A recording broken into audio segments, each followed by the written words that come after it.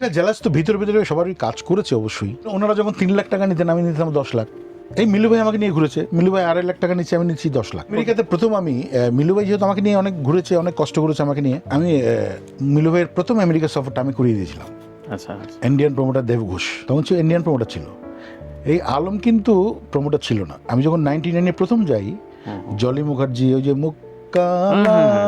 মোকাবেলা লেলা হো লেলা চাঁদিনী তুমি ওরা গান বলতে হয়। জলি মুখার্জি তো বাংলাদেশে তো ফেমাসটা।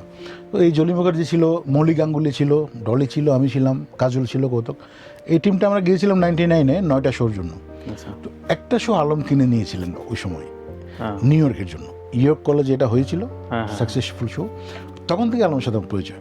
আচ্ছা আচ্ছা। হ্যাঁ, তো মিলু তখন দেবঘোষ আমাকে বললো, ইন্ডিয়ান প্রমোটার কলকাতার, এখন আর কাকে নেওয়া যায়, প্রতি বছর একটা গ্রুপ নিয়ে যায়। তখন আমি মিলু ভাইকে, মিতানুরকে আচ্ছা আচ্ছা আচ্ছা, আপনি ইন্ট্রোডিউস করালাম। কন্ট্যাক্ট হলো শেরাটনে গিয়ে, আমি নিজে কন্ট্যাক্ট করে দিলাম।